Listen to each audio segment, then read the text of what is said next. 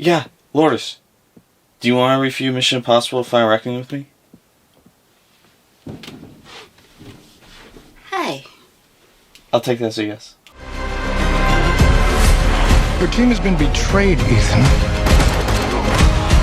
All your secrets compromised. Everything you are, everything you've done, has come to this.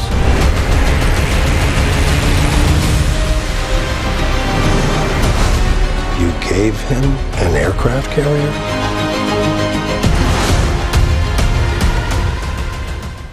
Okay, so we just got back from Mission Impossible The Final Reckoning.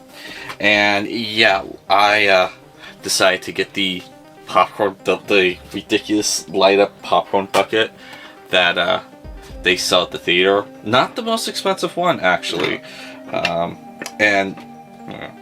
Cool part about this is there's actually a metal cruciform key that actually slides into one another that comes with this. So if you've watched the past two movies, like, this is kind of worth it by itself, and they did a good job making it look like the actual keys for the movie. Just the paint feels like it's going to wear out pretty quickly on the keys, so probably they'll need to get repainted at some point. But yeah, I got those buckets, and then you got the bucket drink combo, which basically, it's not as impressive a bucket, but at the same time, for a tin bucket, it's pretty impressive. Yeah, and then have the entity inside. Yeah, and then you got the drink thing, and so, yeah, we have fun time at the theater, and we have some thoughts about the movie. So, obviously, this is the 8th film in the Mission Impossible series, and it's like a direct continuation of the 7th one, Dead Reckoning. And honestly, it's going to be kind of important to understand that if you haven't watched all the films in this series, you cannot watch the last one. Well, I mean, but the filmmakers tried making it so you could, but that kind of hurts the movie, because I would say the movie doesn't trust the audience, and I'll get into that a little bit later. But real quick, the movie's the continuation of Dead Reckoning, where an AI is like taking over the world, and Tom Cruise, Ethan Hunt, and the IMF are trying to stop this AI from taking over the world. As usual. I'm trying to keep it as vague as possible, not to spoil anything. And so, Dead Reckoning was about them trying to get both parts of the key, which I showed you earlier with the popcorn bucket, and now the second part is about them trying to find the AI and using the key to get to the AI to, you know, stop it. And so that's the general premise. And this movie, throughout the entire film, like, not even at the just in the beginning, but through the entire film, they make reference to like a lot of the other films, and instead of just making reference and trusting that the audience has seen these films and most likely just seen these films recently, like a lot of Mission Impossible fans probably will watch all of the films before this one, since it's the last one Tom Cruise allegedly. Instead of just saying like, hey, this happened, they say, hey, this happened, and then they pause and show you flashes of it happening in the other movie. I swear, if you removed all of the flashback shots and just kept the dialogue, you would have saved like half an hour of this 3-hour movie. This would have only been like a 2.5-hour movie. That is how overused they use flashback shots in this film. And so many of them just feel useless and unnecessary. They double up sometimes on flashback shots, and then reminding you, hey, we just said this 5 minutes ago, but I'm going to say it again.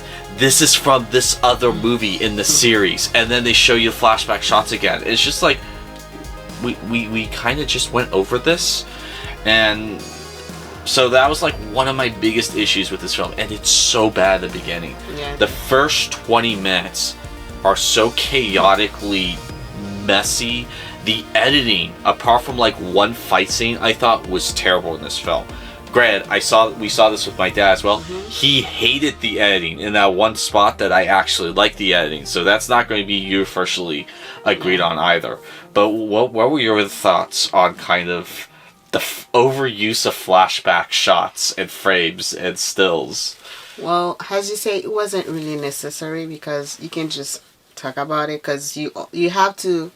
Well, you say it's not necessarily you have to see the previous movies, but you do have to see the previous movie because if you don't see the previous movie and then they tell you about the flashback without showing you the flashback, you won't understand. So if you haven't seen it, of course you will have to because you wanted to see the last one because you have to see the previous. It wasn't necessary to show you like just say exactly what happened and then that's it because everybody has seen it. Explain it fine, but there was no need to show whatever. I mean, I guess someone could, because of all the flashbacks, they could just walk into this fresh and it's like they can follow the plot, but they're not going to be able to enjoy it as much. And so I would have rather the filmmakers actually trusted the audience. Like, hey, look, there's probably a good chance they're going to see the previous 8 or have seen the previous 8. Let's trust them, and if they see something that's like, wait a minute, did that happen in the previous one? It might incentivize them to go watch the previous ones again if they haven't already. So, I mean, just the flashbacks got so obnoxious. This movie would have been 10 times better if they had just trusted the audience and not relied on so many of the flashbacks. And then that leads into like the exposition dumps. Last movie, my review for the last movie, if you've seen it, I talked about how at the beginning there's this really bad exposition dump of Dead Reckoning that was like the worst part of the last movie. They must have heard that criticism and been like, hold my beer, I'll give it to you more, because there's like, I don't know, 12 like exposition dumps in this film of the characters explaining to the audience what we already know. And like the only one that I thought worked, and this isn't a spoiler really, but there's a scene where Ethan Hunt's being debriefed, and they're going over like his incident history throughout his time serving in the US government. It's like, okay, that one actually kind of worked. I thought it was a pretty good scene. It's one of the only exposition dumps in the movie that I actually enjoyed. All the other ones, it's like, we know this already, or it's just like, people don't talk like this. Yeah, so I don't know if you felt the same way. No, it's true. There was no, that was necessary, but after that, there was really no need to the other, like, exposition, as you said. And overall, it was the 30 minutes more they gave, because literally it's a 3 hours movie. The 30 minutes wasn't really necessary, but apparently they have to put it if it was we got in a budget thing. I mean, the flashbacks made enough, equaled up to 30 minutes, but it felt like it. It wasn't really necessary, but overall, it's worth to watch. I think there's one thing that I have to say. It's not a spoiler or anything, because I won't say anything. I think there's like a death that wasn't necessary. That's the only thing I can say. Yeah, there was a death in the movie that she did. No, I didn't like. It wasn't necessary at all, and I didn't like at all. Yeah. And then the way it happened, no. Didn't like it. I mean, there's some like plot elements, and keep in mind, we will get to the things we liked about the movie.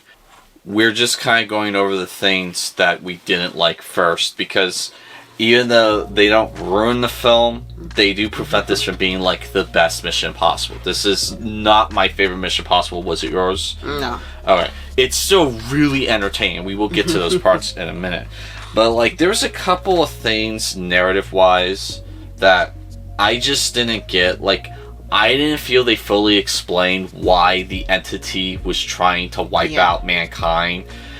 So many like movies dealing with AI becoming self-aware, it's just flat out, I'm going to wipe out all mankind. And I think if you really get into it, I think there would be more of an attempt to try and manipulate or try to master or control mankind if an AI was to become self-aware. But that's like a longer debate for another time. And so, but like there was that, and then there was like other elements that it felt like, okay, so we're just like jumping leaps in logic here. And so I mean, did you see that at all? Just remind me something. And the previous movie, it never called an entity, right? They called it the entity in the previous movie. Really? Yep. Oh, okay. But like the other thing that this was a little thing, but just the more I thought about it, the more it bugged me. They had too short of a time gap in between the last movie and this one. Every other Mission Impossible movie, there's like a couple of years time difference. And so if Tom Cruise looks any different in any of them, it's like, it's been a couple of years. You can tack it off to that. And like, he looked different from the first one in the second one, from the second one to the third one. And I mean, so with this one, this movie takes place like 2 to 5 months after the last film. And Tom Cruise looks considerably older. I won't say he looks like a frail old man, but his face looks much different than it did in the last film. And you're telling me it's only been 2 to 5 months, when in reality it's been a couple of years since he filmed that last one. And like Grace, she's working in a position that just doesn't feel realistic after a couple of months, but a couple of years. Like, there's just so many things. This movie would have logically worked a lot better if it had been a couple years later instead of a couple months later. And I think they could have done that. I mean, like, just they had the entity go under now that it didn't know where the key was. And so it was just staying on the radar. That could have easily given you your like 2-year time gap. Again, I wouldn't hold that against the movie, but it really bugged me. No, you're right. Because the way they, even though it was like, you know, they make the movie 3 years after the second one. The last one. The last one came out in 23. It was filmed in like 2020, and then this one was supposed to come out last year, but they postponed it. Okay, so technically it was like, you know, recorded during that time, but inside the movie they said like, you know, 5 to, which doesn't make like the, as you said, the position and everything together inside it, and then all the thing that cannot be spoiled. I'm holding not to spoil thing. I know the feeling. Yeah. But yeah, at least not couple years, at least like a year and a half. It could happen, like they could have said it happened a year and a half, and then you will see exactly the changes of the characters. Okay, but couple months, like 5, it doesn't add at all. But that's why they did it. And then just finishing up with the things I didn't like, or I had criticisms of, they have a lot of connections to previous films, like specific connections. Some of them I did like, some of them I did not like. I don't want to spoil them. Like, there's a connection to the first film, there's a connection to the third film. Yeah. Actually, there's a couple connections to the first film, and then there's a connection to the third film. Which was necessary. I really like the connection to the third film. Yeah. Especially since it was something I kind of already saw coming before the movie came out. Which I didn't know. Which, when we were watching the third film a week or two ago, in preparation for this, I was kind of thinking, like, you know, it'd be kind of clever if they did this, and they did that. And then with the first film, there was, like, one connection they did. It's like, okay, that's kind of fun. And then another one, it's like, I don't see why this is necessary. And then last criticism I probably would have is the movie lacked finality. Yeah. This is supposed to be Tom Cruise's last Mission Impossible film. Yeah. And I kind of felt like they wanted to leave it open for another Tom Cruise Mission Impossible film. Yeah. And it's just like, which won't be necessary. honestly. And then there's this one baffling decision they did at the end, which I can't even remotely talk about because it would spoil the ending. But it's just like, you've been building up for this one goal the past 2 movies, and you don't do it. And so I can't get into any more than that. But doesn't make sense. So, any other criticisms you had of the movie before I get into the things that I loved about the movie? No, I just said earlier, the death I didn't like. I was shocked. Wasn't necessary at all. And then the way it happened, I didn't like it at all. No, I didn't cry a little bit, but it was hard. So, my thing I absolutely loved about this movie, hands down, were the stunts. I mean, the stunt work on this movie is mind-blowing. I've heard another reviewer say it. He's absolutely right. No. The biplane sequence alone is worth a ticket to the big screen to see people actually hanging off of 2 biplanes in a combat maneuver for I think that entire sequence was 30 minutes. It was an impressive sequence, and actually seeing Tom Cruise getting bounced around on the outside of a biplane, it's yeah, that was really impressive. And thankfully, last movie I was watching all the special features before the movie came out of the motorcycle jump, and it's it kind of took something away from it. And so I intentionally went out of my way not to watch any of the special features talking about the biplane sequence on YouTube, and I really enjoyed it a lot more. And now I'm probably going to watch those special features now on YouTube of them doing the biplane sequence. But not just that, some of the diving, case in point, there's an entire, I don't even want to call it a subplot, there's just an entire segment of the movie dealing with submarines, naval ships, and scuba diving. That entire chunk I thought was where the movie really was hitting its stride, with the aircraft carrier, with the submarine, with him diving down to the Sevastopol pool, him coming back up, that whole sequence, it was okay, this is why I like this movie. And it's what is that, an hour of the 3-hour movie? That whole thing from beginning to end when they start that. So, that to me was, the best aspect of this film. And definitely borrows a lot from Hunt for Red October. I'm not going to lie about that.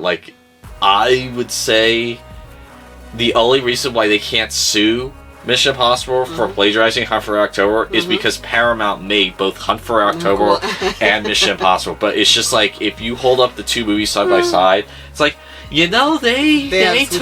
they took a lot of Hunt for Red October from that and put it in Mission Impossible Final Reckoning. And it's honestly, if you own both homeworks, it's kind of hard to say you're cheating off of homework. So it was quite a nice scene. And then the plane thing, I never knew he was so flexible. Yeah, because there's some there is I won't say his when flexibility really have blow mind me wow. And then the funny thing is, he wasn't even wearing drug or anything. He was wearing jeans. So imagine being flexible in jeans, not drug or stuff. So it was quite impressive. And I won't say when it happens, but there is a death in this movie that was so hilarious. Yes. We both laughed our asses off. It's just oh, okay, so that happened. It was really funny. It was funny. Yeah. So it's a death, but sorry, it was funny. Another thing I liked was they did a good job bringing all the characters back, especially from the last one. Yeah. I was kind of concerned, are they going to just have someone missing because they couldn't get the scheduling down right? And it's no, the woman who plays Mantis in Guardians of the Galaxy, she's back, even though she doesn't do a lot of important stuff in this film. But she's definitely there for the fight scenes, and she's back, and I've always kind of liked that actress in everything I've seen her in. I mean, even the guy that was with Shea Wiggum is back, and he wasn't that important in the last film, but he got to, do some more stuff in this film. I was glad to see him in this. And then Shea Wiggum's back. Shea Wiggum's one of those character actors I've never seen him do a bad job in anything, and I don't even think I've seen him in a bad movie. If I have, he still did an exceptional job in that movie, and so he was back in this. Probably the only person that felt a little useless in this, and he didn't feel useless in the last one, was Henry Shenny. He was the guy from the very first one, and he was in the last one. He's like, isn't that the thing, Mr. Hunt? He was like the head of IMF, and then he was the head of CIA, and like he's the guy from the first movie.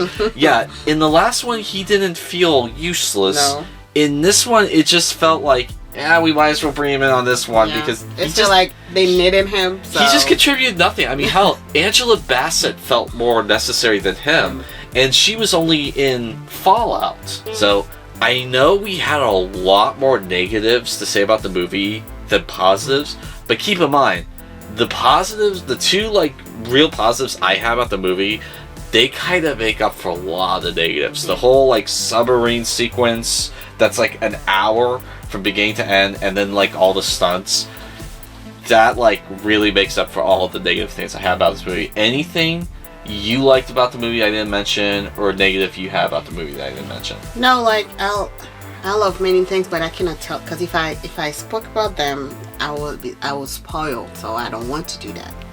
So like in the end, this is not near my favorite Mission Impossible film. That might be 6 or 4. That's my favorite, which is Fallout or Ghost Protocol. But this isn't like the worst one either. And like, even though I have a least favorite, the Mission Impossible series, like, I've enjoyed all of them. And even when, like, my least favorite's probably the second one, but even that one is still really entertaining and fun to watch. And so I don't know which one's your least favorite or which one's your favorite, but like, this is somewhere kind of in the middle, leaning towards the low side, but even then, you're gonna have a lot of fun with this movie. I mean, the work they put into filming some of the scenes is worth the ticket price alone. Yes, there are some narrative issues. Yes, there are some plot holes. Yes, they use way too many flashbacks and exposition dumps. But you're going to have a fun time watching this at the theater. Would you agree with me on that? Sure. And I think that one, the last one, for me, Tom Cruise, he runs like more in the last one than the others. That's possible. Yeah. It's possible. We would have to determine which ones he ran the most in and compare them. That might be a fun thing to do one day. That one he runs a lot in this movie. And then it's like the distance, it's kind of like, it feel like 1 or 2 miles or 3 miles he's run because he really wanted that movie. That man believes in his cardio. Yeah. But anyway, so that's been our review of Mission Impossible: The Final Reckoning. What did you guys think? Sing off in the comments down below. Please be sure to do the liking, the subscribing, the philangling, and whatnot. My name's Christopher Connor, and this is the ever lovely, fabulous Lourdes. And that will be all for today.